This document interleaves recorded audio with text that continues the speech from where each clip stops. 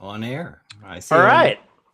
Welcome to Artcasters. Let me make my picture a little bigger just while we're here. Welcome to Artcasters. This is a really great episode. I'm excited about.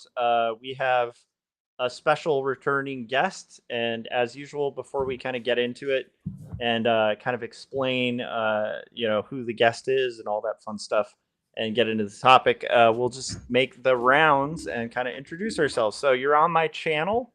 I'm Josh Kemble. If you haven't yet, hit subscribe, hit the bell so you get notifications when we're about to go live.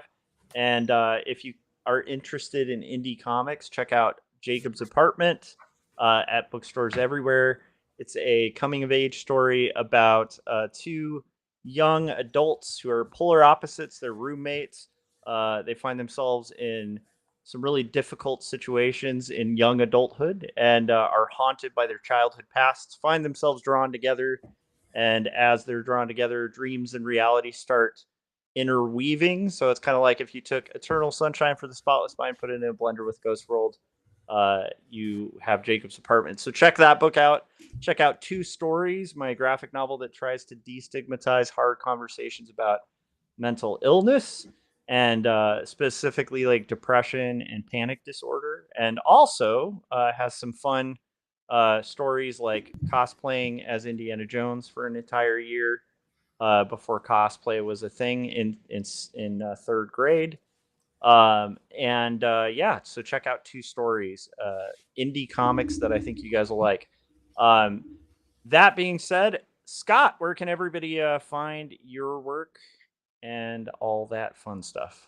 Yeah, so a couple of places you can find me. I have two YouTube channels. My main YouTube channel, Circworks Art Lab. If you search Circworks Art Lab on YouTube, you'll find it.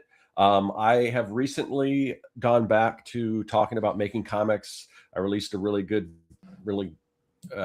it's performing well. People seem to like it, but a video on finding your style and why a lot of people may be approaching that from the wrong perspective. And I'm going to be releasing new videos on making comics every week. So definitely check out, if you haven't been there in a while, check it out. I have another channel called Retro Art Lab, and that's where I'm doing kind of these, it's more of a maker channel where I take stuff from the Gen X era mostly and kind of reinvent it, put a weird spin on it. And on that channel, I'm doing collaborations with Kevin Cross. We already put one out a couple weeks ago. This Monday will be another one, basically two videos in one on two different channels, Kevin's and myself. So definitely check those out on YouTube. And then I have a website, circworks.com, where you can find this. This is my comic book, Young and the Dead, Kids versus Zombie adventure story. You can get this. This is the full story. And that is available over at circworks.com. Amazing. And I also wanted to mention I'm going to start doing this. I think Scott should start doing this too.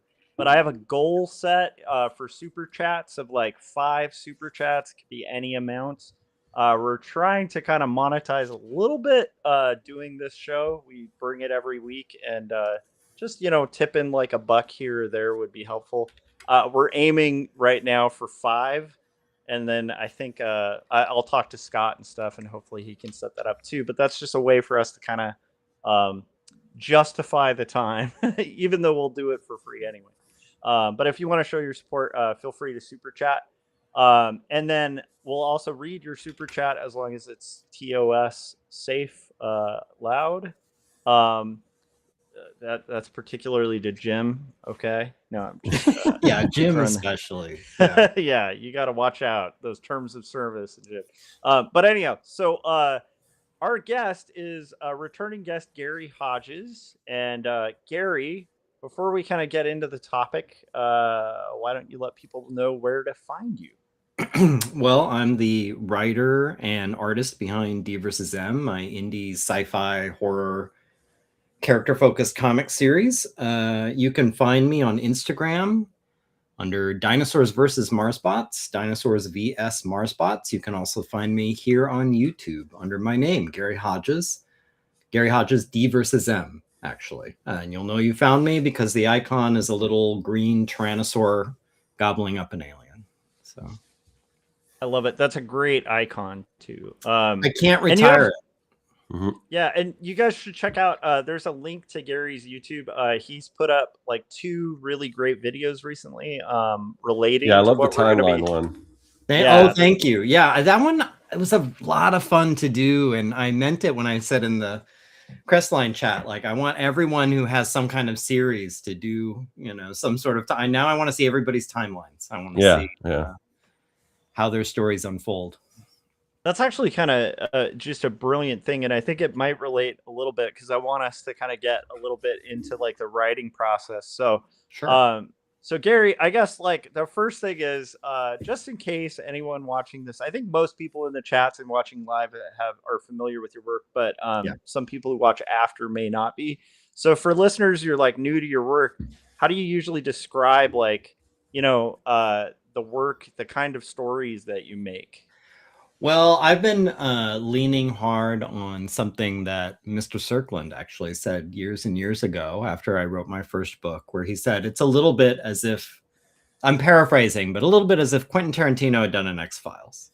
I think that's that'll get you sort of in the sense of what my books are. By the way, here's the new one, just to show Yeah, people. I won't correct you on that, Gary, because I don't remember exactly what I said. So I think it was, if Quentin Tarantino did an X-Files, I imagine it would play out something like this. Yeah. I think that's what you said. And I think that's what I have on my banner at cons. But basically, it's a pretty adult-oriented, like hard R rated sci-fi horror series.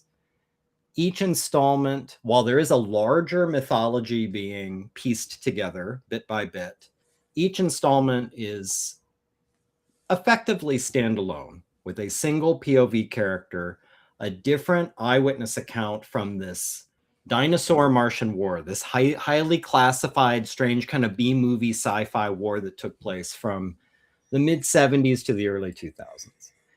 And we just hop through different time periods, which is why each one has a year. You get a sense right away, like, when does this take place? But also a different vantage to this conflict. So the first one is about a man in black. You can't do an alien story without men in black. The second one is about an innocent bystander, just someone who was out taking pictures and saw the wrong thing. The third one's about a scientist in a top secret research facility. And this newest one is about a soldier. It's actually about 6 soldiers, kind of a Black Ops SEAL Team 6 sort of group.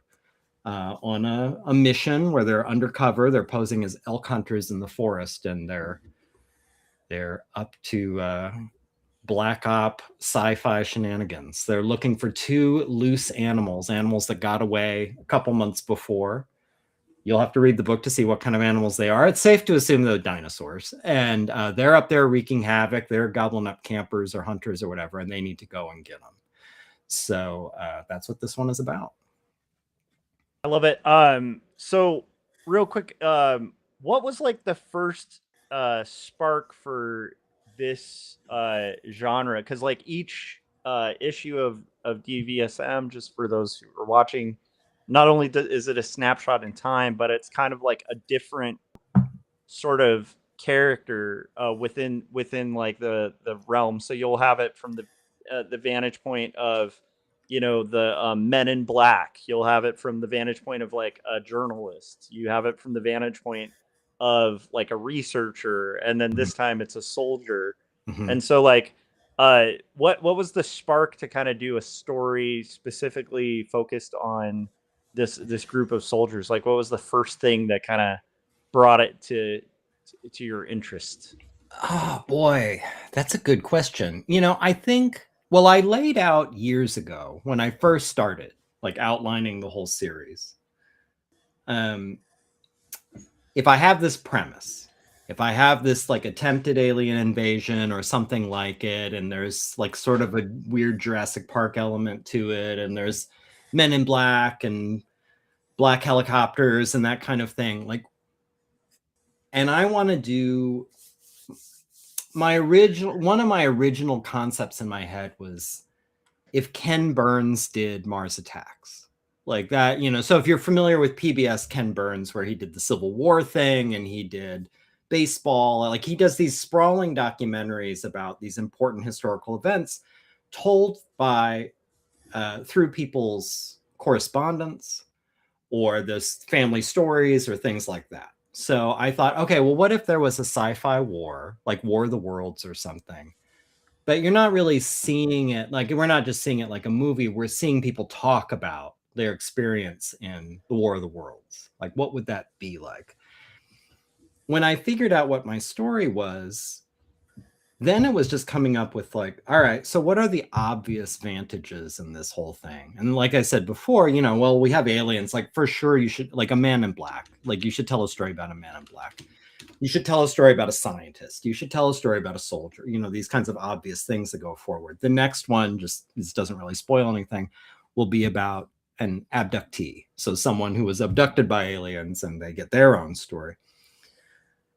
From there, you start thinking about, with this particular character, so in this case, a soldier character, what are the themes that a soldier is ideally situated to explore? You know, what's a soldier story I can tell in the context of this sci-fi world? So I don't know if that answers your question, but that's sort of the way into it. Yeah. I think that gives us an idea. I'm curious, like once you had the soldier, right? What do you feel kind of led to like the problem that you wanted to explore with the soldiers? Like, because this, like, that's one of my favorite things about this issue is the conundrum that they're kind of in at the beginning that kind of sets them off on their like hero's journey, you know? Right.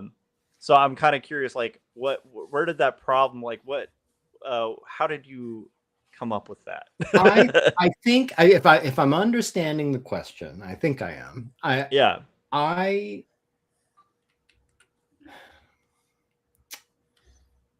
When I was doing my research for this one, you know, the soldier story is pretty well trodden. Like there's lots of soldier stories out there. So it's like, so what is something that I feel like is not a soldier story you hear very often, and also that I think I would be like plays to my strengths, whatever, however meager they may be, like that, you know, it's like, I think I could do this justice. And I think I've always been interested in what happens, and this doesn't give too much away, and I think it's pretty obvious if someone's reading it. What happens to a soldier when the war is over? And what happens to the brotherhood and the bonds they formed when they're no longer there? And, you know, what is the role of this sort of, these comrades in arms, like the tribe they form? Like what need is it serving, and what happens if it gets stressed or goes away? And it's, you know, this isn't like I said, I think this is an implied theme throughout. As soon as I knew I wanted to do something about two loose animals that were in the war effort and now just been sort of abandoned to the woods, to kind of left to their own devices. And actually now they've gone this whole cycle of useful, not useful to problem. Like they've had that whole journey, you know. It's hard not to see that as something of a potential metaphor to how we regard vets sometimes, you know. And I just thought like that's sort of a natural, the original premise of my story, like this, like two animals on the loose wreaking havoc, that I pulled the book just to have it. That was based on, I read this book 1,000 years ago, The Man-Eaters of Tsavo. People might have seen a movie in the 90s, a kind of cheesy movie version of this. It was called Ghost in the Darkness. It's a true-ish story. This was set in like late 1800s Africa. They were trying to build a railroad. They had a bunch of workers in a camp there building this bridge and railroad. And two male lions decided, like, why bother hunting? We've got all these workers here we can eat. And they just steadily started eating up all the workers. And they were completely fearless. Like people would be in their tents, hundreds of workers, like whole camps. These lions would saunter in and grab somebody and just take them off into the grass. And they, by some accounts, killed hundreds of workers before they shut down the project, before they had to bring in big game hunters to deal with the lion problem. So I remember when I was coming up with stories for D versus M, I was like, I want to do a Lions of Savo story, but with carnivore dinosaurs. Like that sounds like a fun idea. Okay. So once I got that, and once I have my premise of the Dinosaur-Martian War, that's how you start leaping to like, this feels like a soldier story. And I'm always interested in this idea of, again, what happens to a soldier after the war? So let's say the Allosaurs, they've used up their purpose and they were a pain to wrangle or something. And so now they're just off. They're off in the woods. And now someone has to deal with them. And I'm going to put this, because this is the story that's now coming up in my brain, toward the end of the Dinosaur-Martian War. So things are winding down. The guys in the story talk about how they haven't even seen a Martian in months. You know, like the war might be over, but now it's just, so now what? And it just seemed that this was just sort of the organic way it evolved, where it's like, that seems like the story. And I see parallels here, and I see ways to make these animals metaphors for the soldiers, and the soldiers metaphors for the animals. And like that, I think I can come up with something with meat here. If people want to read a layer deeper. If they don't, if they just want to read the superficial thing, then you get a fun little romp about, it's kind of like, there's meat either way, like literally or metaphorically, you know, there's a lot of meat. There's meat. You get your meat. I love that. I think, so you had this, how long was this idea kind of like sitting? Because again, you've had a lot of this arc kind of mapped out almost from like day one of the issue. Well, issue one. So how long would you say you've been like sitting with this idea, having it stew? I had the initial idea of Savo lions, but dinosaurs. When I originally mapped it all out, which would have been almost 10 years ago. So it was, I think, probably the first D versus M comic, the one about the Man in Black, came out in 2018. And I probably mapped out the whole series then a year or so before that.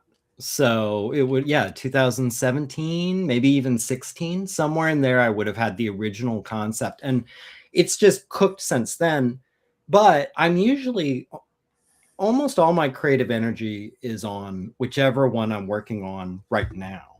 Yeah. So an actual script with the characters you see and the story beats you see and the twists and everything, all that would have all been when I sat down to write the script for this one, which would have like been 2 years ago, 18 months ago, something like that. So, but the core concept of two animals in the woods, like that would have been old.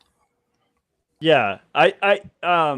There's so much I'm seeing here, because like the metaphor of the animals like kind of outliving their usefulness, and then like a veteran.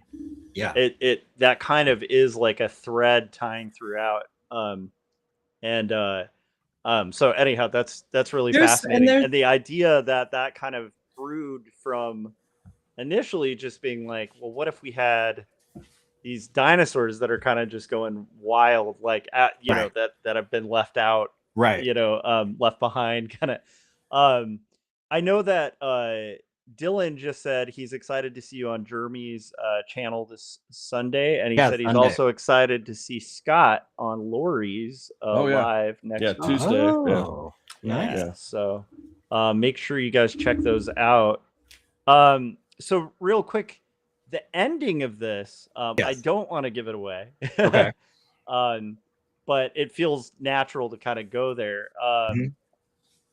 Did you kind of know, I know this is kind of a corny question, but did you know the ending when you first started? And then there's kind of some suspicious little threads at the end too. And well, I guess I shouldn't say, do you know where those seeds are going? I want to ask something on that I think. Sure. Go ahead. Were those meant to be ambiguous? Which the kind of very end where you see something and Do you know what I mean? There's kind of an implication Yeah. with Where there's somebody in a car, somebody in a vehicle. Yes. Yeah. Yeah, you're not. You can maybe speculate and guess who that is, but yeah, I'm trying to keep it where maybe that's not been revealed yet. Right. Okay. Good. Okay. Good. Okay. There are a couple things in this one that are basically little whiffs of teases of things to come, and that the very last panel in the book is an example of that. Okay. There was also one that, in fact, that you see, there's a glimpse of something you see in the trailer, and that you shared in our chat. Yes, where that made me very more excited. of that later. Like it's great character kind of, design. I love that character. I was so happy to finally get to it too. So people who are longtime D vs. M fans, before it was a comic, it was just like it was like a coloring book. I had this goofy idea of like, I'm going to do a conspiracy theory coloring book, and I'm going to make up my own conspiracy theory for the coloring. I'm not going to do like a coloring book for the JFK assassination, which is a funny idea, and someone should do that. But I'm going to do this like this sci-fi UFO conspiracy in a coloring book, and there was a character design in it that I always loved. I was really happy with like how it turned out. And when I started the comic, I remember it was one of those things that I thought, man, I hope I can finally get to the point where I can bring this character in, because that would be fun to finally get there. And this one finally let me just kind of give you a hint, like a glimpse of this thing, and then like you'll see more of that thing later. But I love it. Okay, I want to get into the writing process just a little bit, if that's okay. Yeah. Unless Scott, did you have anything else on that, or no? Just that one little comment. Awesome question. So when you write, I kind of know this, but this is more for the audience. Sure. What kind of comes first for you, like plot, the characters, the theme, or just like images? Like an example just to throw out there, like with Jacob's apartment, that all kind of stemmed from one day I was on. It's when I was pretty young, was just taking the Metrolink to like Los Angeles, and then just had this like idea of the scene with a character, and then that kind of blew out into a plot. How does it kind of work for you? Is it, I'll repeat it again too, because I just the plot, character, theme, or images, like which one do you feel? I think, well, plot is to me a little bit like premise. So I think the initial concept of like, all right, two animals in the woods and people have to go get them, you know, like, so there's like, that's probably my starting point. After that, I 100%, and I'm kind of, it's nice to hear that. I'm in complete agreement with you that images come early. And I've compared it, I think, in the past to, it's a little bit like glimpses of a movie trailer in my head. Like I see almost a highlight reel of like, these are the things, you know, like you see this, you see this, you see. And for example, in this one, it doesn't spoil anything, but it's a large sequence in the book. The idea of a really like inky black night in a forest, barely with like lit by an inadequate flashlight. And some dark animal that you can't really see until it's right next to you, you know. And like I just like that, I fell in love with. It's like I got to build a story like that, has to be in there somehow. And then also I liked the idea of, and this was another like image, you know, sometimes in conspiracy stuff with leakers, you get a backlit informant where you're just seeing their silhouette, like usually with their voice scrambled or something, telling a story. And I was like, I haven't done that yet. That's kind of a trope for this, and I haven't done it yet in D vs. M. I think I would like to do something like that. So it's like, okay, maybe the person telling the story, it's like that, where you can't really see them, like they're sort of backlit. And then, so you're getting these glimpses, and then like some themes start coming in, like this idea of like, you know, What happens to a soldier after a war? What happens when a soldier is not useful anymore? What happens when, you know, like how can brotherhood and tribe be the best thing in your life? How can it be the worst thing in your life? You know, how can it actually go too far in one direction where you've alienated yourself from everybody else? Like, you know, like these are the ideas. And then it's, I think the more intellectual part of it, like the righty part, is when you have enough of these glimpses and images and idea of what a character is like. And now it's like, okay, how do I connect all those dots into a story? Like, how would I lay that? How would I, like, so if I have, for example, the two things I talked about first, a backlit informant and a dark forest where like there's a large animal in it that's also dark and you can't really see it. So like, how would I get from there to there? And how would I add this part? I have a vision of this. How would that be in there? And you just try, and that's where the writing comes in. It's like, how do I come up with a story that integrates all these? It's a little, this is a weird comparison, but you're a little bit like a crow that found all these cool shiny bits and threads. And it's like, what kind of nest can I make out of all this stuff?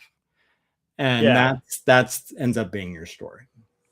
Yeah, I think I always find that to be like the really fun kind of mystical part of writing, where it's like there's definitely some kind of, I don't know if it's a muse, but there's something like that in the process of like kind of weaving a story. Where ideas and images will come, but like you can't really, it's hard to decipher where from. But it's fun to try to figure them out. You know, like okay, so real quick, how detailed, because you have writer Gary and then artist Gary, and you've talked about that before on the show, how you kind of separate it, and I kind of love that that you treat the writing completely separate, so that, you know, you're almost like, if you think about future artist Gary, you're gonna write a story with like a blank room and no furniture and like, you know, one character thinking to themselves. That's actually the original reason I felt like those two have to be pretty segregated, because if I'm uptight writing thinking like, well, how am I going to draw that? It's really going to hold me back. And you're finding this, especially with your current work, but all three of us here are very familiar with this. Like, you're going to draw things in your book that you've never would have drawn in your life if not for this book. And you've never drawn before, and you'll never draw again.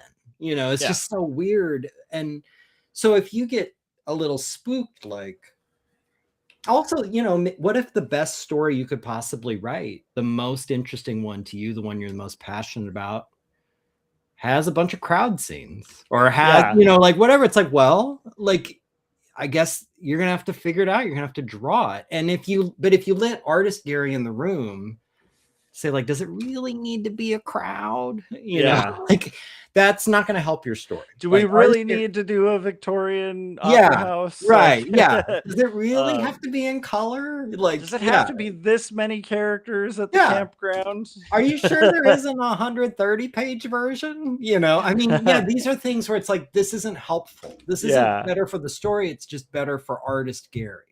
And who gives a shit about artist Gary? Like, you know, like, artist Gary needs to just draw the script I wrote. You know, and now it's not completely, there's not a impenetrable wall. Like, sometimes when I'm laying out a page or a panel, you know, I'll know, like, well, if I reword this a little bit, it'll make a more elegant dialogue bubble. It'll look nice. Like, the line breaks will look nicer. That's allowed, you know, or coming up with like, I think this panel's redundant, or I had a better idea for this panel. Like, that's allowed. But any idea that's basically trying to get out of work is not allowed. Like, it needs to be, artist Gary can come up with ideas, but they need to be better ideas. I love that. Just easier. But so because you're doing the art, when you're writing your scripts, and I know the answer to this, but I don't know if everyone else does. When you're writing your scripts, are you kind of, basically, how detailed are you getting in the scripts? Are you describing the scenery? Are you laying out, like, you know, everyone's specific movements and costumes, or is it mostly dialogue? Like, what do your scripts look like? I think just especially for people out there Yeah. who are working on comic scripts or Sure. maybe haven't and want to. I do Yeah. mine in screenplay format, so mine look like screenplays.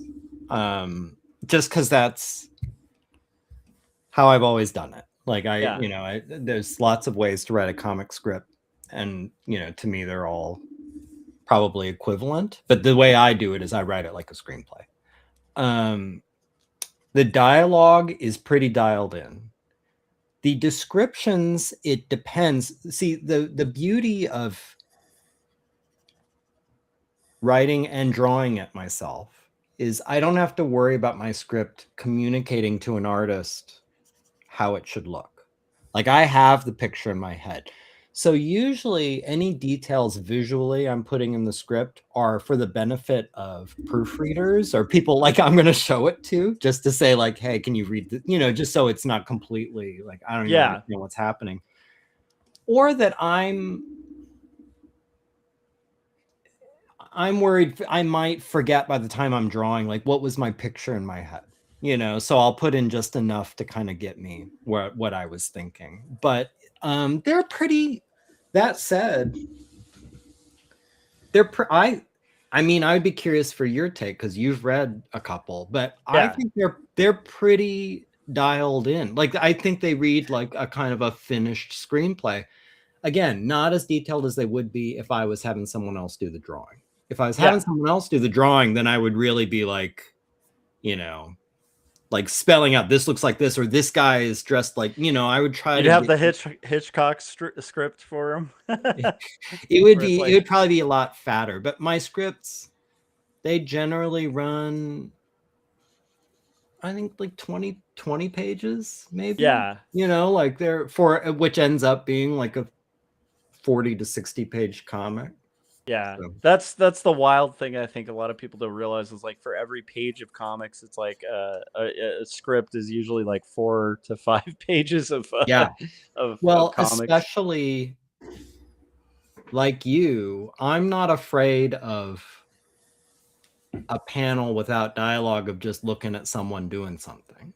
Yeah, like that. And I like building that space. I like building that pacing where it's just a moment, and like if you're willing to put panels like that in your story, you're very quickly adding pages because you're having, you're not like actually advancing plot. You're just allowing a character moment. I love it. So when you're doing your scenes, how do you know when a scene is like working on a page? Like, I'm imagining this is like more like a thumbnailing moment when you how do you know like when it's working, where you're like, oh, we're getting somewhere now? That's a good question. There's a couple little things I'm looking for, and this is a strange, I don't know, I don't hear people talk about, I've heard people artists talk about this, but not as much as I think they should, because I think it's a useful instrument if you're writing or drawing. If it's working, I think you have an emotional reaction. I think you either get the tingles or the swoon or the emotional thing. Like, I think if it's not working for you personally, I can't imagine why it would work for anybody else. I think that's a minimum bar, I think. So when I see something like powerful and like, it's weird to say, again, it's weird to say about your own work, and maybe this is why people don't talk about it. But if there's like a big, powerful, emotional moment, if I'm not feeling it a little bit, then it's probably not working. Like, what I need to like adjust it so it does get that reaction from me. If I'm not tense or freaked out, if I'm not angry, if I'm not shocked or sad, like whatever, then it's, I think like that's an antenna that I'm constantly kind of taking readings with, or that's mixed metaphors, but you know what I mean. The other thing is, after I thumbnail, I do basically do thumbnailed page layouts, and I will flip through it and just try to envision, like, what do I think it's going to look like? And, you know, like when it's finished drawing, not just sketches, but I'll like thumb through it and just get the sense of like, if I'm reading this, does this feel right? Does it feel like when I'm turning the page, is it moving at the speed I think it should? Is this panel big enough to make the impact? Is this reading fast enough or slow enough here? You know, I think that's also the test. Before I even do one final page, I have a pile of basically like a thumbnailed version of the entire comic that I can go through and really get a sense of like, this is how it will play. Yeah. This is how it'll feel on the page turns. This is how big each panel will be. This is what you're going to see. Does this seem right? Does it feel right? If those two things aren't working, then I feel like it's not ready. I love that answer because, like, I do think, if you don't care about your characters, you know, like I tell this to young artists too, like where it's like if you draw something and you don't care, like no one's going to care. Like, you know what I mean? No. It's you have to kind of find ways to like get interested in what it is, and I think that you're right. Like when you hit those points, like for me, the book I'm working on right now, I'm finally at like the climax, so it's like it's super fun to draw because it's like all the threads are tying, and I'm like, oh yeah, this is really a good story. Like, you know, where it's like, you know, there's areas where it's a trudging, you know, but it's like when you start seeing those windows.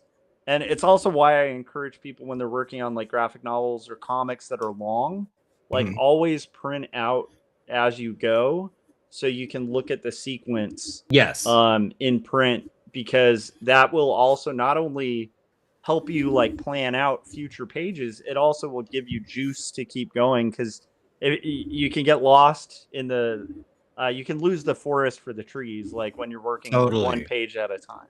Totally. Yeah. And I think I brought it up in the Crestline chat. I don't remember, but there's a sequence toward the end of this story.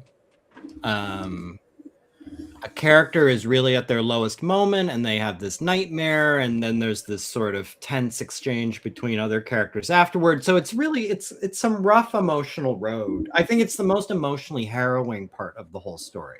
There's about, a half dozen pages in there.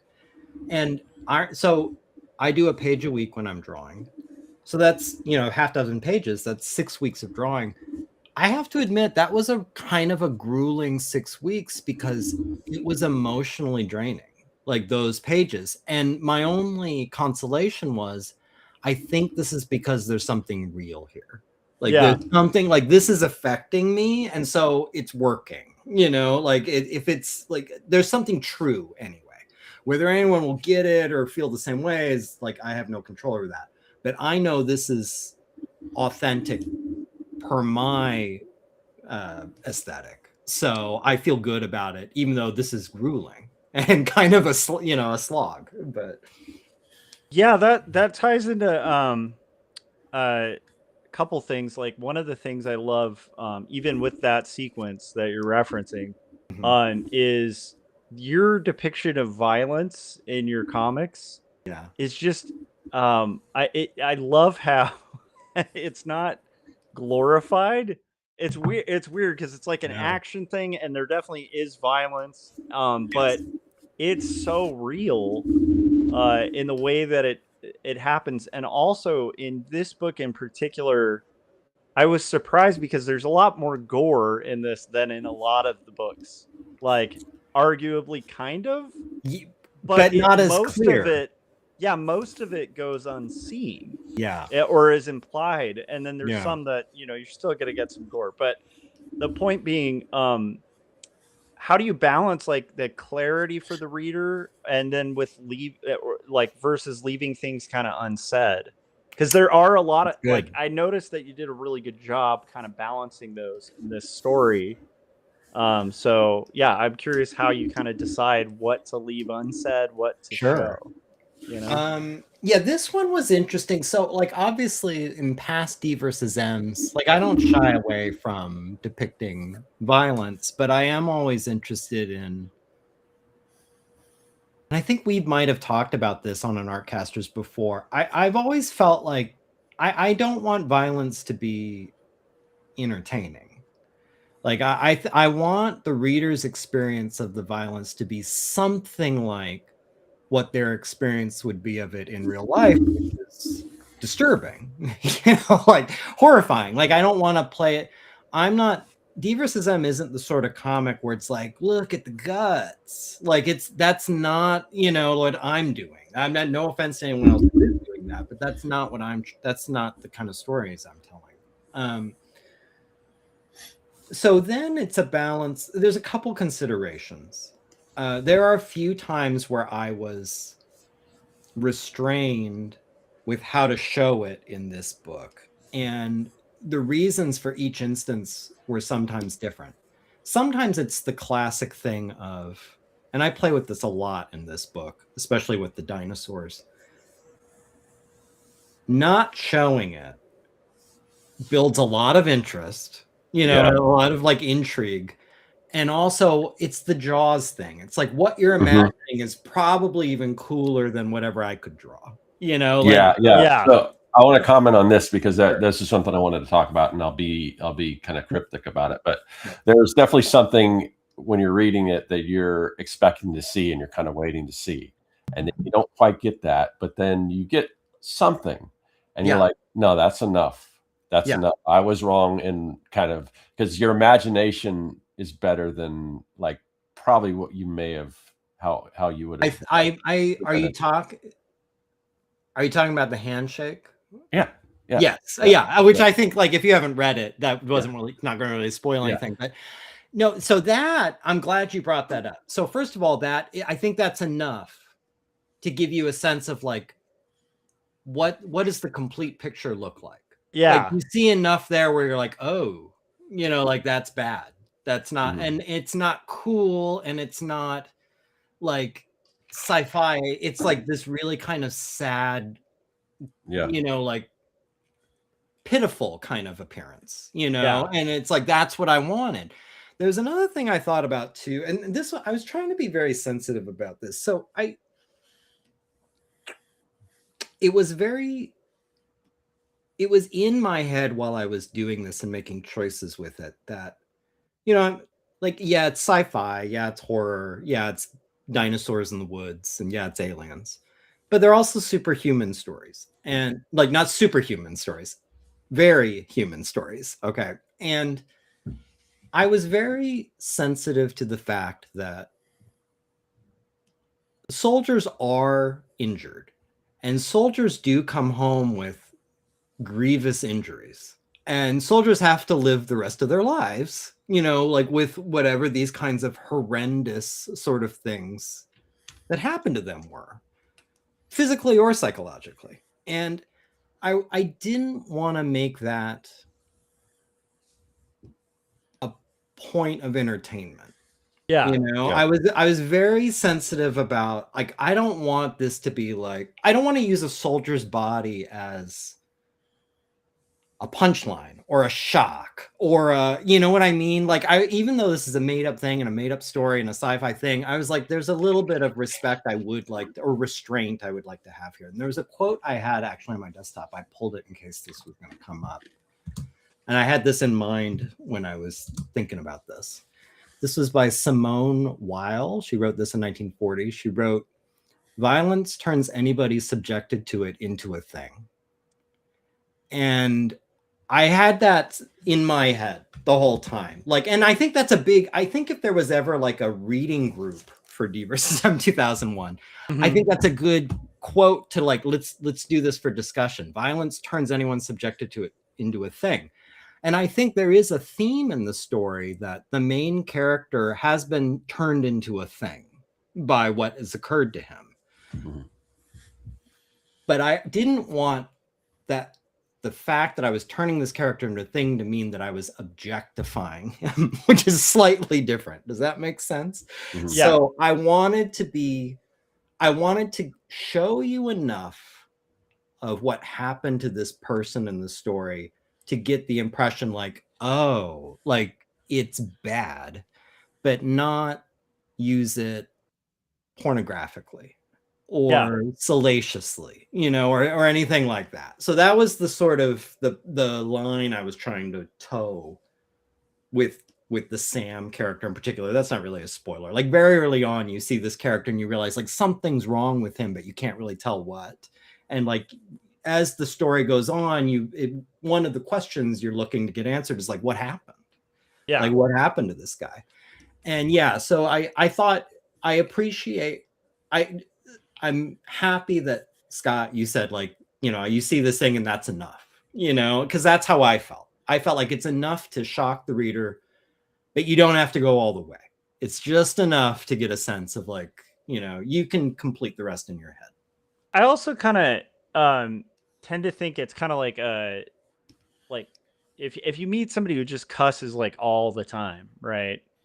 And then they say a curse word, there's no like impact. I don't know if that makes sense. Like if I heard Kevin Smith say what the F, I'd just be like, yeah, it's Kevin Smith. That's just how he talks, you know?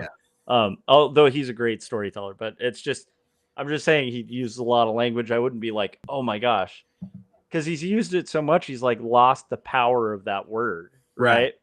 But if you see somebody who's always pretty restrained, always pretty milquetoast, and then they drop an F-bomb, it causes like a, you know? And I think that there's something to be said for the way that you juggled that particular, and not just with violence, but with like everything in this story feels like it's about what's seen and what's unseen. Yeah. And the unseen is the most terrifying. Like the black of the page is the more terrifying thing than the thing you're showing, which I love. And you do that consistently throughout, and I just think that was brilliant. Shout out to Comics Wellspring for doing well with the blacks. I was very worried. Some of those pages, it's a lot of black ink, and I'm like, boy, I hope this print's okay, you know. And it looks, I think it looks nice, but no, so that's one thing, and I'm gonna have to do some self-reflection. It wasn't completely apparent to me when I was even like into drawing at the first dozen pages. It like occurred to me very late. Wow, this comic, more than anyone I've ever done, is a lot about things in the light, things in the dark, things in shadow that you can't quite see, things that you can see, and like the kind of shifting between them. Like, and just the fact you have the informant character silhouetted and the person interviewing them in like this stark, harsh sunlight. And like the animals in the woods are dark and they're in the dark, and you never are seeing them during the day. And like, and just, I felt like that probably all means something deep down in my head. And I would like to say like, oh, this is what all means. It was all intentional. It was all very well thought out. But I just realized like, no, there's something being expressed here that I haven't fully dissected in my head. Yeah. That would be another good for the future D versus M discussion, the book club, you know, like what is Gary doing with light and dark in D versus M 2001? I don't know, but something's happening. So like there does seem to be a method to the madness, but I definitely admired it a lot, and it a lot of very Hitchcockian kind of moments where it was a lot of unseen implied horror, and also just unseen implied suspense, unseen implied everything. It's really great the way you did that. But if I guess I want to kind of get on to drawing, because we've been talking about the writing part. But the last thing I wanted to say on the writing, ask on the writing thing was, and you might have already answered this. So, okay. But are other than the scene that that you were talking about really emotionally impacting you with what was happening to the character. I think I'm aware of which scene. Especially, and also I was happy to see the hallucination arc continue. But I love that that's thematic too. It feels like there's like a dream sequence in most. There's always if people were like, what are recurring themes in Gary's work? This is something I wouldn't have even realized until now, like at this stage of the journey, looking back at these books that I've done. There is this, it's almost this fairy tale like idea of an altered state that reveals some sort of complicated symbolic truth to you. That like, and whether it's induced by the aliens or induced by sickness in this one or something, there's always this moment of weird psychedelic clarity that is, it's hard to decipher, but there's something real in it. There's something really real about the character, something that you're learning in it. And I don't know why. That's another thing where it's like, I'm not sure why I'm fascinated with that, but I clearly am, because I keep going back to that well. But Well, so were there any scenes other than that particular one that kind of emotionally surprised you while you were writing them? let me think.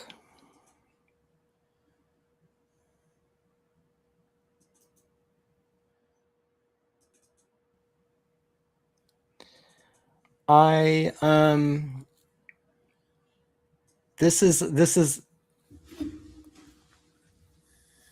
there's a couple. They're mostly related to the campfire scenes. They're mostly related. So there's this like a middle part of the book where all 6 guys are sitting around and talking, and it's an opportunity for me to not only reveal their characters, to also introduce some lore, like to get a sense of like what's going on in the whole Dinosaur Martian War, or what has been going on, but also to tee up emotional conflicts that are going to be harvested in the last few pages. So to get a sense of like, you know, who these people are and where is conflict gonna arise. But in those sequences, the campfire sequences, there were a couple things that I was surprised affected me. Actually, now I'm thinking of another one. First, okay, so civilian. Here's the first one in the whole story. We find out that the soldiers, I found in my research on the military, like they have nicknames for everything, lingo for everything. It's a way to almost identify yourself as a soldier, is like you're using the right words for things, you know, the words that a soldier would use for things. And all the soldiers refer to civilians as Jennies. And Jenny, that like the original Jenny in the D versus M lore was in D versus M 1997, the bystander. She was the one who was taking pictures and saw something she wasn't supposed to see and took pictures of it. So they at least are aware of that story, and it became like any civilian was just a Jenny.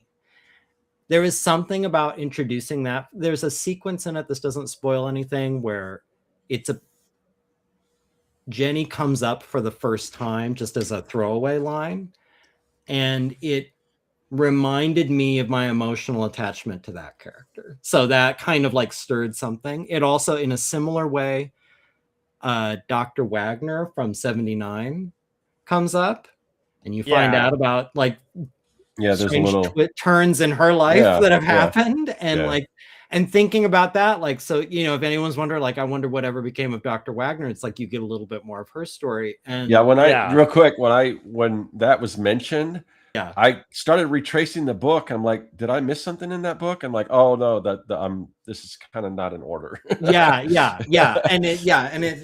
they reference, there's a little sub conversation about something that has happened to her post the events of 79, but pre the events of this book.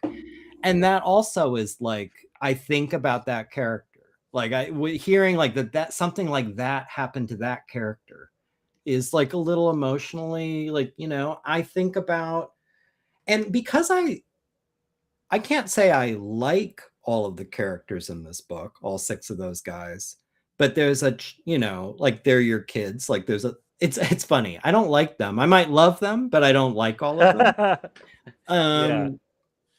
Them arguing is upsetting for me. Like them getting angry with each other and hating each other is upsetting for me. Like, you know, so there's a couple elements of the book where they're doing this at a couple points where I'm kind of like, guys, you know, guys, let's all just get along. Come on. It's not, like, but it's there's a special toward the end, an especially heated argument that was tough. It was, I found it like, it was like mommy and daddy are fighting, like it's and even though, like I said, I may not like them, I love them. So I love that. I think that's great. Okay. Quick one. What's your favorite stage? Layouts, pencils, inks, or final touches? Oh.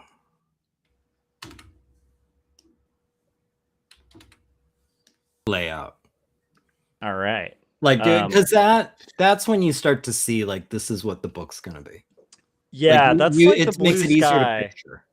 Yeah, I totally vibe with that, because that's the fun part. It's the blank page becoming something. That's actually where the story is being built, because I mean, or it's at least coming together. You're starting with the script, you're visualizing the script with the thumbnails. But how it reads, how it's paced, the experience the reader is actually going to have comes together in the page layouts. And so that's a real exciting time. And unlike some of the others,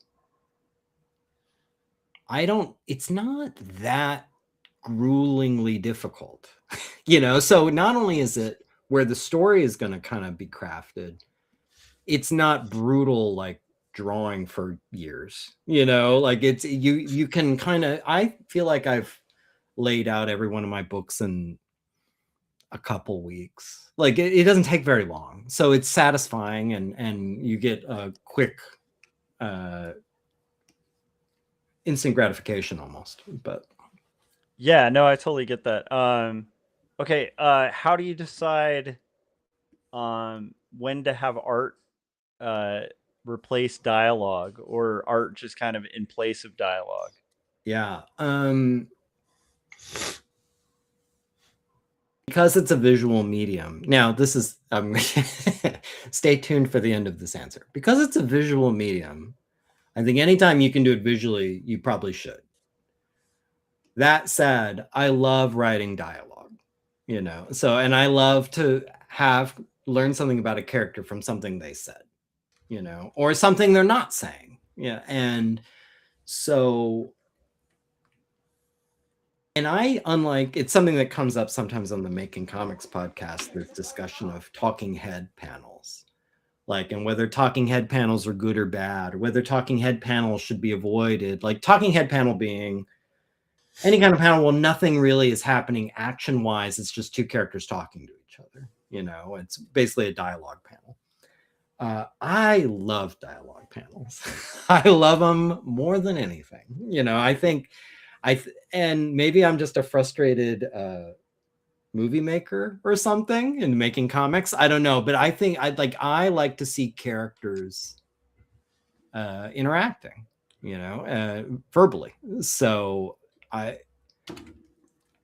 while I do believe, yes, it's visual, and if you could get away with no dialogue, do no dialogue, I'm not afraid of dialogue. So yeah.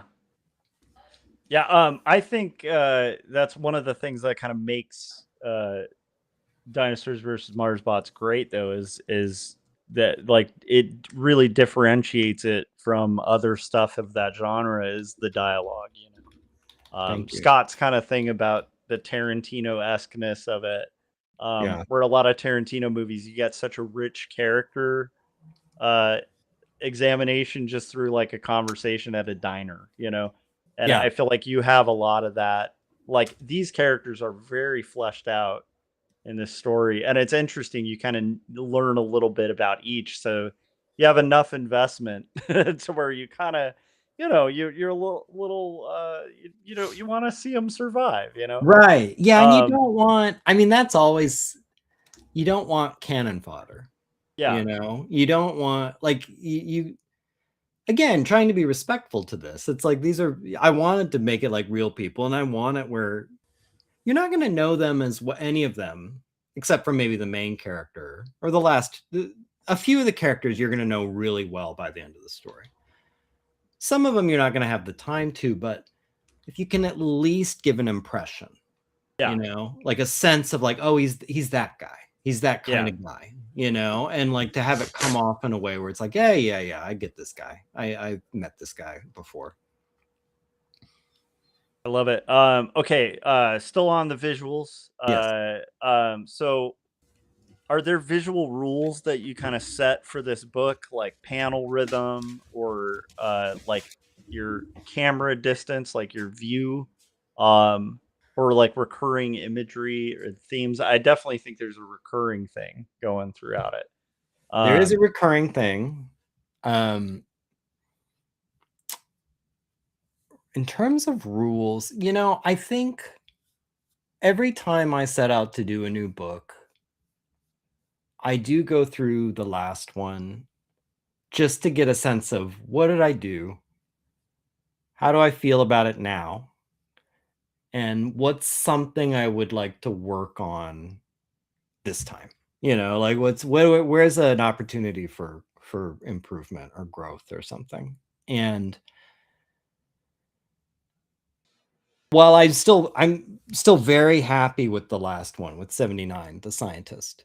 And I do think there was like a visual level up in my work between like the first two and that one. Like I feel like that one, even though I think they all look fine, I think that one like looks to me noticeably better than the first two. You know, I just feel like there was a corner that got turned.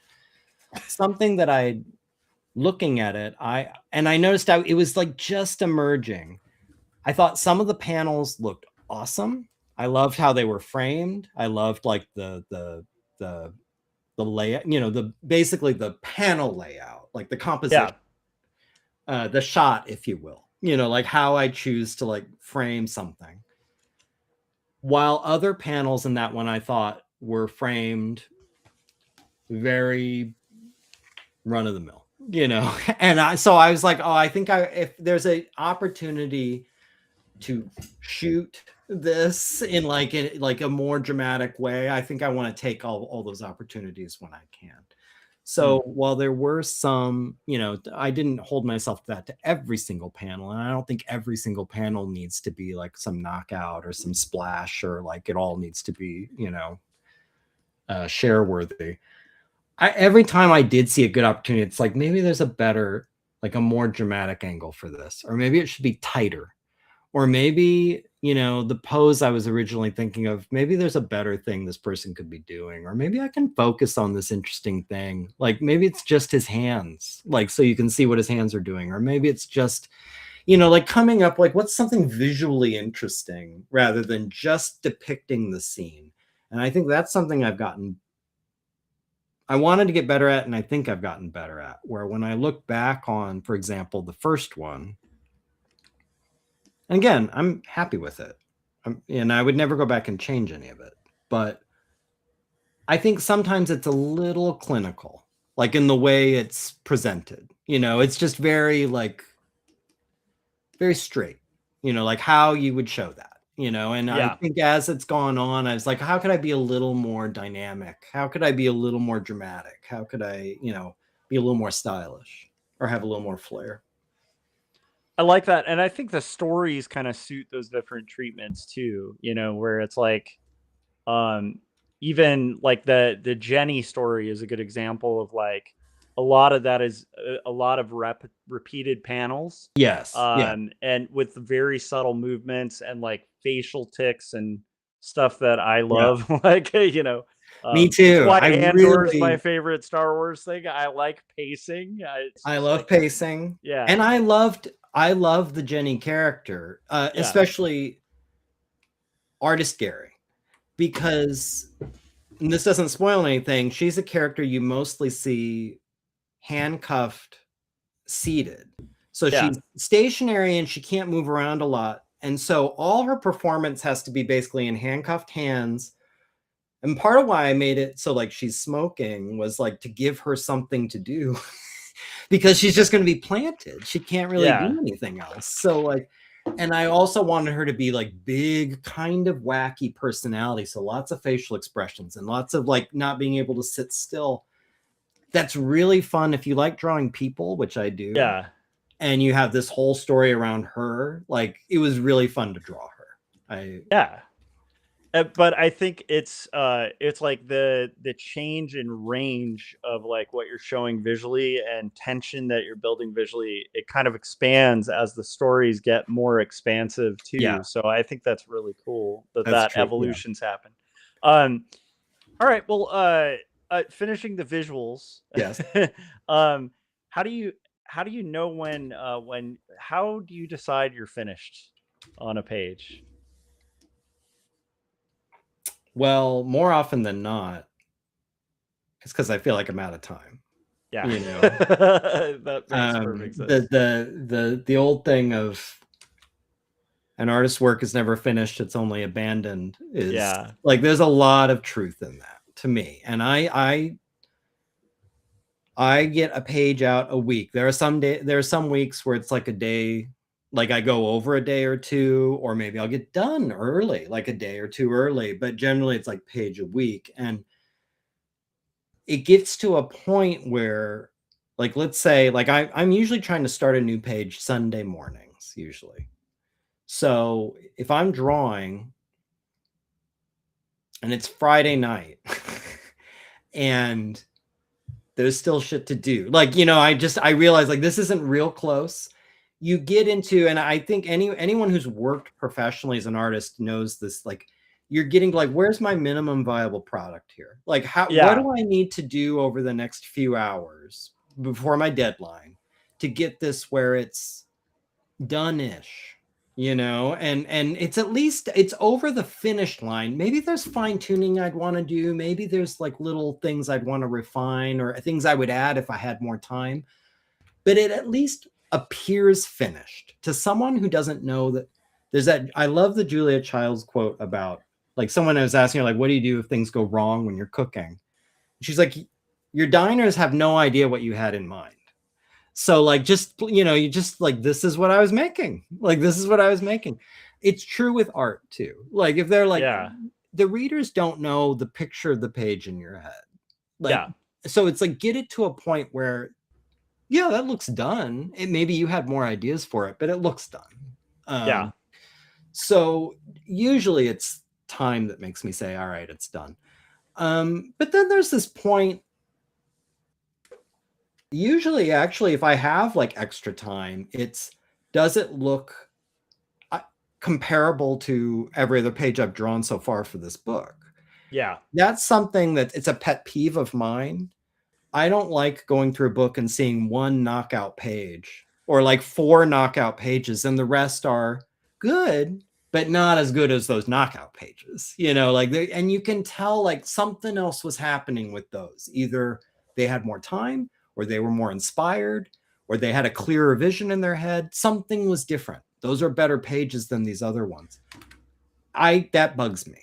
Like, I want mine to be consistent, you know? So generally it's like, I might finish a page, let's say on a Thursday night. And in theory, I have 48 more hours if I need them. I'll look like, but does this look like all the other pages in this book? And it's like, if yes, then you stop, you know?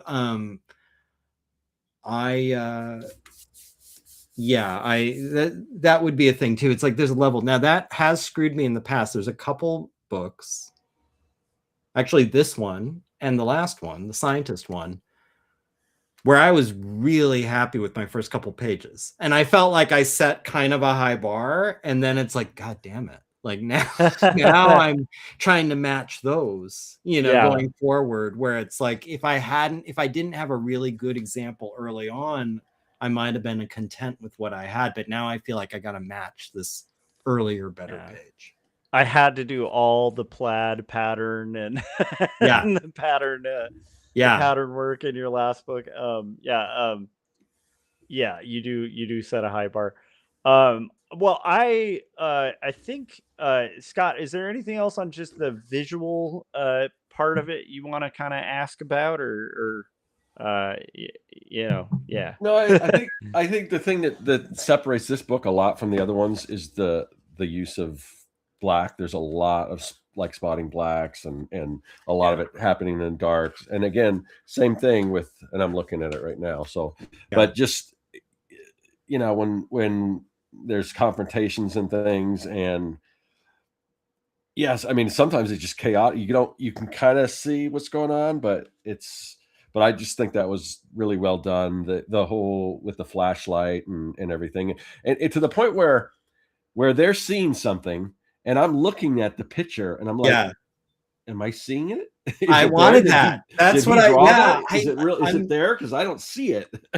Right. And I kind of wanted, there's one 2-page spread in particular where it's a little bit of a seek and find, like spot the difference. I think that's the page. The top 2 panels across the 2-page spread are identical, except identical except for one little thing. Right. And I hope I pulled it off, but I knew, writing the script, I wanted that sensation of, and we've all had this in different experiences in our life where you're with someone somewhere and they say, whatever it is, you're out on a hike and they say like, oh, do you see the bluebird? And you're like, where? And it's like, right there. And you're like, where? I don't know. Like, you don't know where to look and they see it.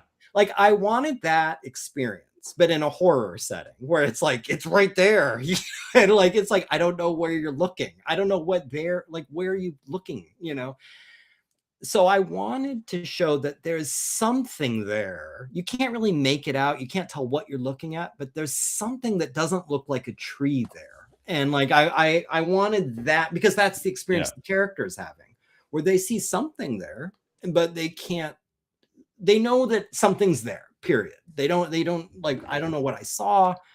I don't know what part I was looking at, but there was something right there. And so that was fun to draw. And I hope it works for everyone who reads it, like where they get it. But I like that. And it sets up anticipation that will have a payoff, but a surprising payoff, which I like. There's a twist there. There is a little bit of a twist with that too. Yeah. But let's see. Real quick, without spoiling anything. Yeah. Is there a page in this book that like you're most proud of, I guess, to wrap the visual part? Most proud of.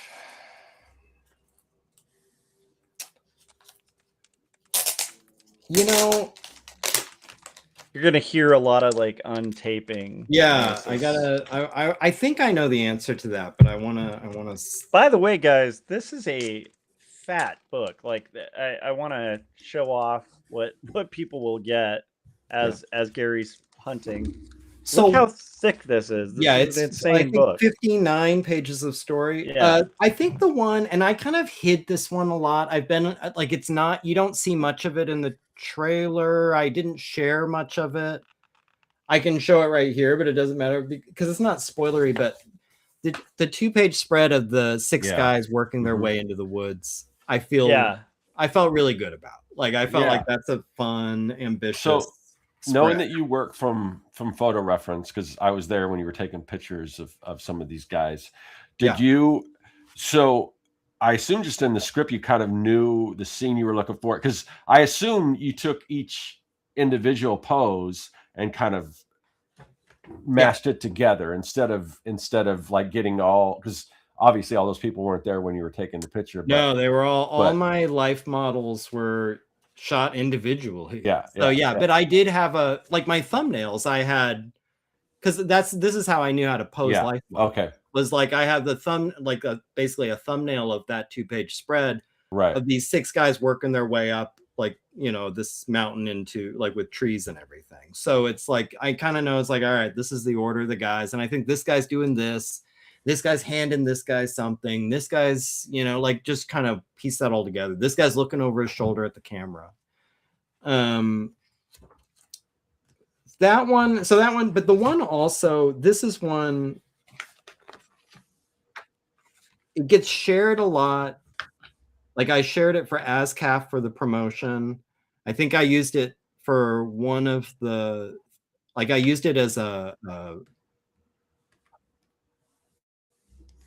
when I think not last time I was on Artcasters, but the time before, when I gave some art for the thumb, and I can show it, like it's not too spoilery, but this one of that's great.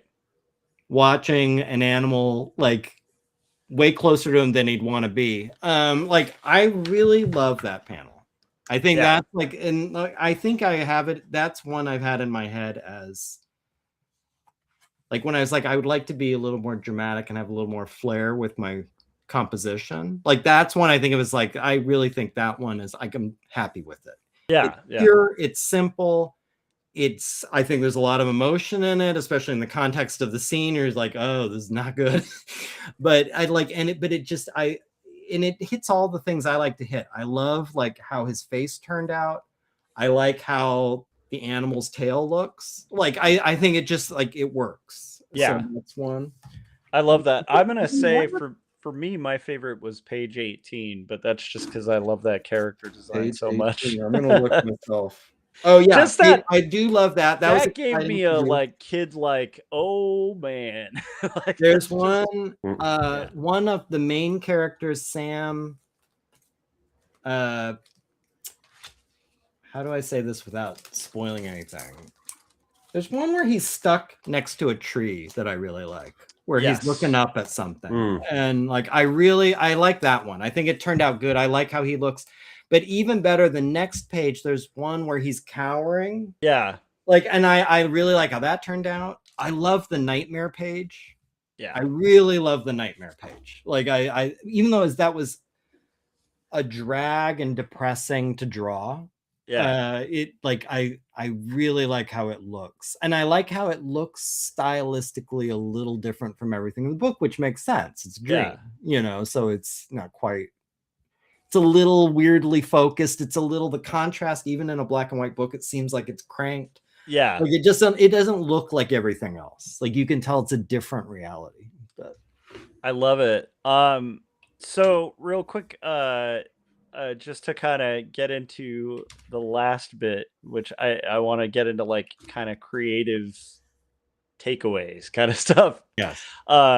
So how has making the book changed, or has the making this book change the way you think about yourself as a creator? Oh boy.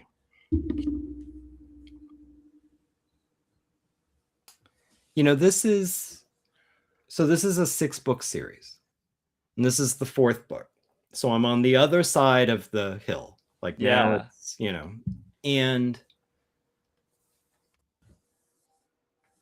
more effort than I spent certainly in the first 2. In the first 2, you don't have to think a lot about like, where is this going to end? You know, like a little bit, but you don't really have to think about how am I going to land this plane? Like you're just trying to get off the ground in the first. Yeah. Like I don't have to worry about landing.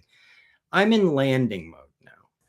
And there's seeds I planted in this one that will lead to the next and the last one. There'll be seeds in the next one that will lead to the last one. And the last one has to tie all this crazy 6, like everything I've done in this whole series together. And you said the last 2 are going to be shorter because, you know, having just watched like the finale of Stranger Things, and this happens a lot where you've got a lot of characters and a lot of not that all your characters are going to return or you're going to tie it up like that, because some things the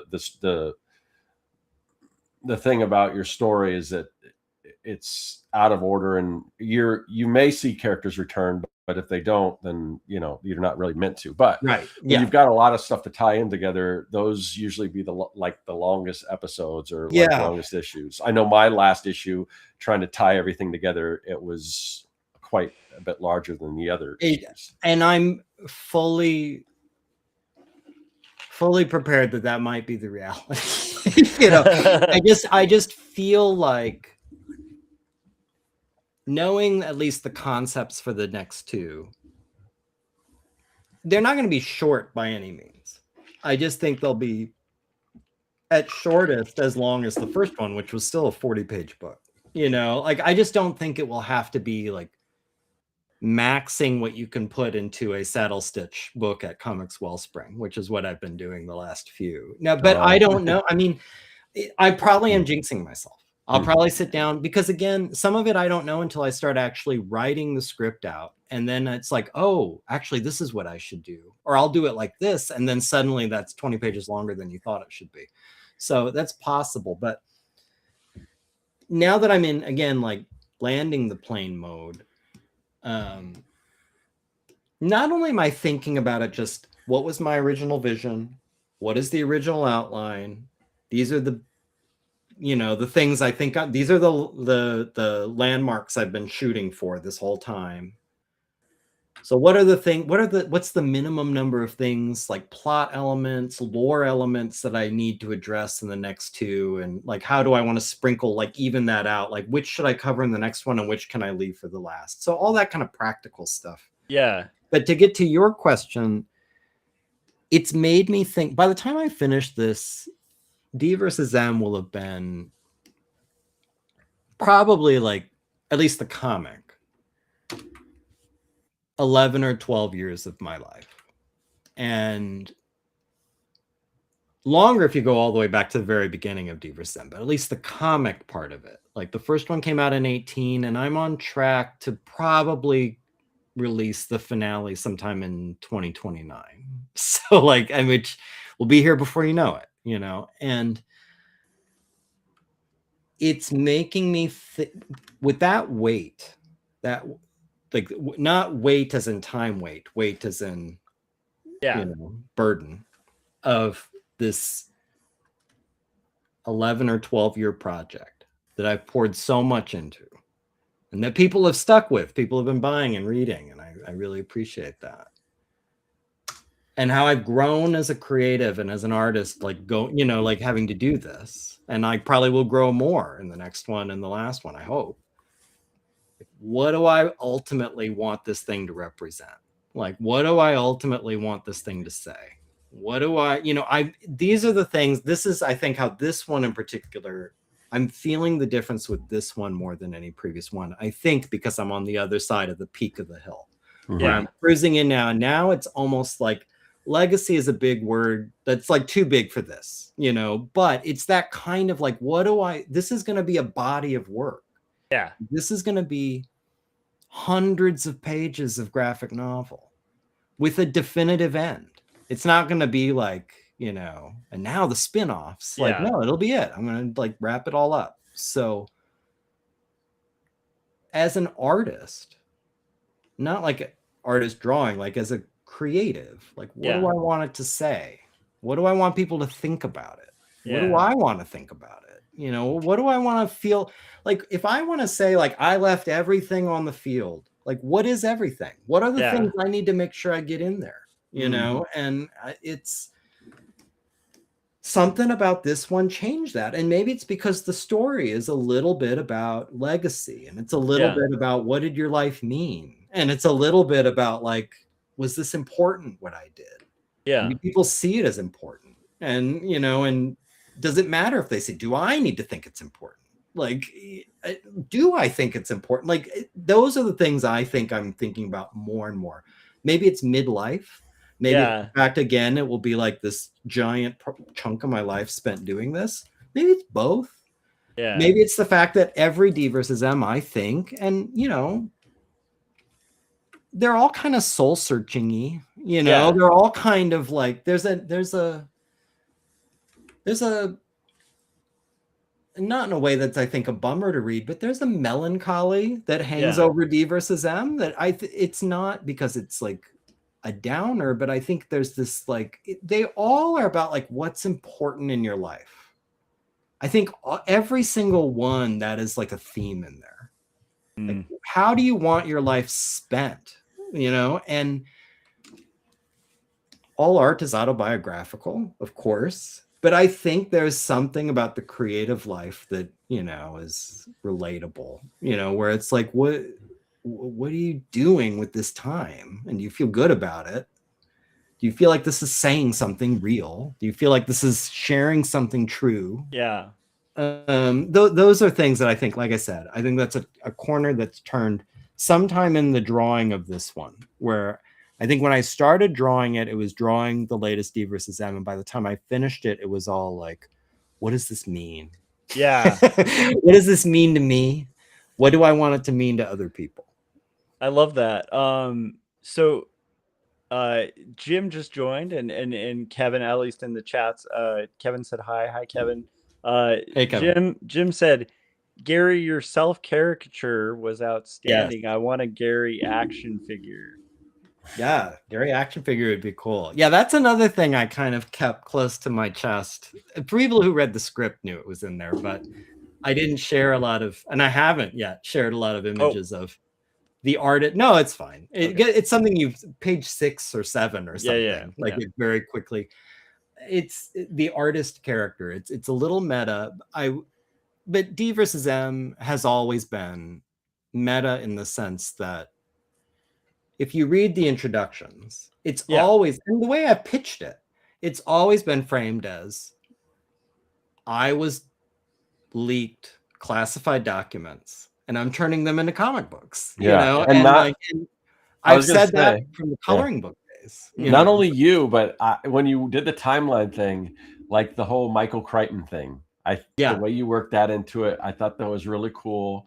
And it just acknowledged that, yes, Jurassic Park exists, but maybe there's more to it than, So, I mean, well, and Spielberg, this concept that his like E.T. and Close Encounters were like government sanctioned disinformation campaigns, right? You know, like, so it's like weaving this larger conspiracy theory that basically every sci-fi thing you've ever seen may have had some like black op involvement to, you know, to either keep a secret or not. But so within that paradigm, like I would be part of that, you know, like I would be like this D versus M would be the same sort of thing. So and it's just leaning into that. So even though I've always existed in the introductions and in the subtext of these books and the coloring book and everything all the way back, this is the first time where you visually see me in a book, like literalizing this. I want to just assure everybody, first of all, that was the most uncomfortable drawing. You asked me my favorite things to draw. I think that was the least favorite. Like drawing yourself is like listening to your own voice on a recording. Like it's terrible. But there will never be a D versus M, the artist, and there will never the artist character will never cross paths with an alien or a dinosaur or anything. Like he is not a part of the story. Unless I'll throw this out there. Okay. Unless it's like an artist edition and just as a nod, as a goof or a fun thing to draw. But he's purely the way it's always been framed in the introduction as he's being leaked things. He's the vehicle for the story and he's receiving, he's meeting with informants, he's talking to people and he's saying like, so tell me your story, and he's writing it all down and turning it into comic books. So like that's the reality of D versus M, and this is the first time it's more vivid, which was fun and interesting. And that was one of those things where when I was writing it, realizing like artist Gary is going to have to draw this. Artist Gary is going to have to draw artist Gary. Yeah, like it's like this is weird. I really, there was a simultaneous thought, and you guys will, as creators, will appreciate this. There was a simultaneous thought of this is a weird idea to find out. It took me aback when I first also the like I love it because it's a weird idea. Like I have not seen this. Like I have not seen this anywhere else that I remember offhand. And like that makes me feel like that's why I should do it. Like it's different. My reaction when reading it was that is your pitch. Like at a convention, you have to play that up. So much. Like where if like get people questioning whether it's real or not. That is the angle. Like it's so good, and fun. I love that because there's gonna be someone who reads it who goes, so how much of this is real? So how much of it's real? And if somebody asks you that, you're gonna have to be. I think somebody's already asking that. All of it. It's all real. It's I just love it. It's so fun. It's a cliche. Like, it's like, oh, it's meta, but like, it's fun to have that angle to it. Like, I'm enjoying that. I think it's really smart that if you would have done it in the first issue, I'd have been, I don't know if I would have had the same reaction, it may have even come off as like, M. Night Shyamalan throwing himself in the movie, Yeah. or Hitchcock throwing himself, Hitchcock, what, yeah. or Quentin Tarantino or anything like that. But I Yeah. think the fact that you kind of waited, it's not like, oh, we gotta have Stan Lee in every single Marvel movie. Just wait, let's see when he's gonna pop up. That type of thing. Yeah. Yeah, I wanted to, because, and again, I didn't want it to be, I wanted it to always be in the premise. And I knew, actually, originally, the artist character was going to show up in the next one. And as I was writing this one, and my concept for the next one started to morph a little bit, I was like, no, this one makes more sense. Mostly because I knew I wanted the Sam character telling his story to somebody. And I didn't want to go back to telling it to a man in black again. Because in a way, I've sort of done that, so it's like, like that's already done. And I was like, so why don't I move artist character to this one? He's collecting the story, and that's fun. That you get the meta angle, and you also set up some things maybe for the last one. And then the next one I can write around it and not have artist character in the next one, so you won't see him again until maybe the last. And so it was like, this is a good opportunity to do it. This is something you don't have to answer, but obviously it's kind of, it's when you read it, it's kind of, it's implied that there's somebody else higher, that this you're not the one instigating this investigation or this series of graphic novels. Yes, right. Will that be addressed later? Yes. Okay. Yeah, absolutely. Yeah. Okay. Yeah, and that's something in the introductions. It's if you read the introductions for the D versus M's, it's clear that there is some leaker who I've been communicating with, right, and meeting with, who's passing all these things to me. And and I'm trying to come up with well, you could this is the comic version of it for comic reasons. I feel like that's one of the big things that you have to tie off in the last one. Who is this person? Yeah. So yeah, that will ultimately be a deal.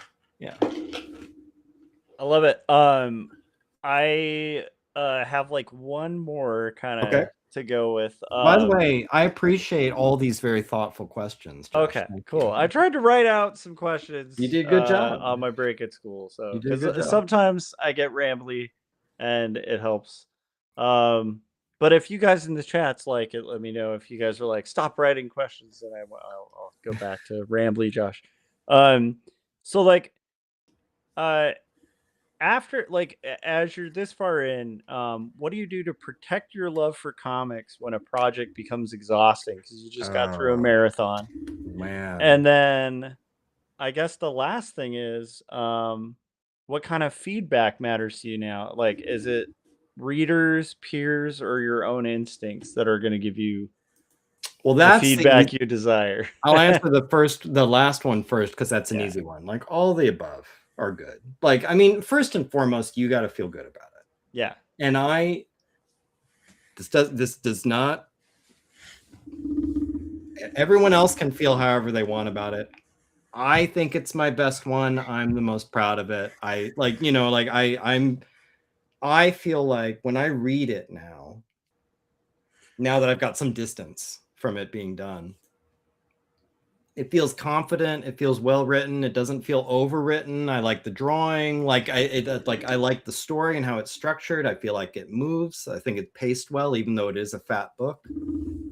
I think the emotional stuff works. I like the character. I just like it. I think I'm very happy with it. And that's the most important thing. It would be miserable if you were I hate this and everybody loves it. Or, but I could live with, I love it, and nobody else, it didn't click for anybody else. That, I could live with it. It's not fun, but I could live with it.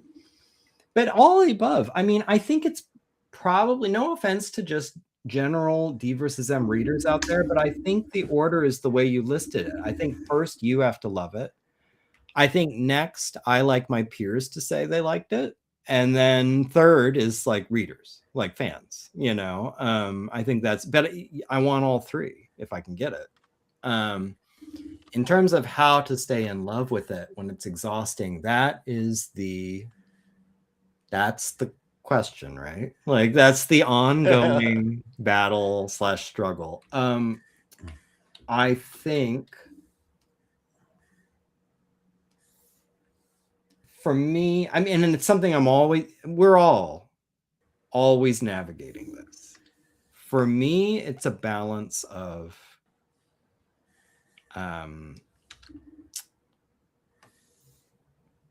well, there's the easy answer and the hard answer. The easy answer is just work-life balance. Like, I think we were talking about this last week. It's like the all work and no play makes Jack a dull boy. I think you have to pace yourself with these marathon projects, that you can wear yourself out just from the grind of it, and that exhaustion can be mistaken for falling out of love. Yeah, that's not like you're confusing the two things. You aren't loving it because you don't feel good. Like if you felt better, you might actually still realize like, no, I enjoy doing this. And I know I enjoy doing it. I think sometimes I just run myself a little ragged, and that's so I'm always trying to monitor that. I think the next thing, and this might be a little naive, but I believe it. I think you constantly have to inventory your motivation.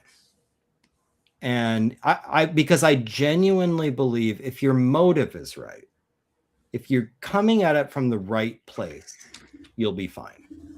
I generally think, now this is, some people say like, well, that's not always the case, or, oh, actually there's an exception, or, oh, excuse me, like whatever. But I think generally speaking, if you're miserable with the process, there's something wrong here or here. Yeah. Like you're in it for the wrong reasons. You're doing it for the wrong reasons. Your attitude is wrong. You're like, there's something, you're not calibrated. You're not in the right space. You know, if you believe in the work and you are doing it for the right reasons, I generally feel like you should be fine. And in my opinion, usually when I hear artists lamenting about like, oh, it's all so hard and this sucks and I don't know why I'm with it, I should just get a job as at the return desk at Target. You know, like, I mean, when I hear that, it's like, I just feel like you're probably taking too many freelance gigs. Yeah. Like you're doing too many business cards, or you're doing something to please a crowd rather than to please yourself, your own creative instinct, or you're like, something's not right. Like your motives are wrong. Your emotion is wrong. Your dream is wrong. Like something, like I think if it was all right and in alignment, you probably wouldn't be feeling this way. Again, there might be a lot of people who are like, no. There might, well, but what if? Yeah, maybe. That's for me. Yeah. When I'm feeling miserable, I'm thinking like my head's not right. I gotta get my head right about this. You know, I'm thinking about it wrong, or I'm feeling about it wrong. Like, and if I could get that right, then it'll all be okay. I love it. Well, so if people are out there and they haven't picked up Dinosaurs versus Mars Bots, if you guys haven't read any of them, there's a link down that goes directly to the Etsy where you can buy the whole thing in the black package, right? And special edition packaging. It will get you the first 3. Yeah, and then you can add this one, tack this one on. This. But now you're all caught up. Get 2001. It's exciting, it's thrilling, it's moving, and it's sci-fi. It's rare. I think you guys should really check it out, because like this is a rare kind of book. It's like it's got a lot of depth and a lot of fun and just like crazy suspense, amazing artwork. So you guys should check it out. I'm proud of you, Gary, for just rocking it, man, and getting through it. Thank you. And I'm excited about the next 2 books, because there's so many things in this that for people who have been following the series will get you excited. There are reveals, Yeah. There's little setups of the plot. A lot of the previous stories, we're starting to get these little threads that are coming out.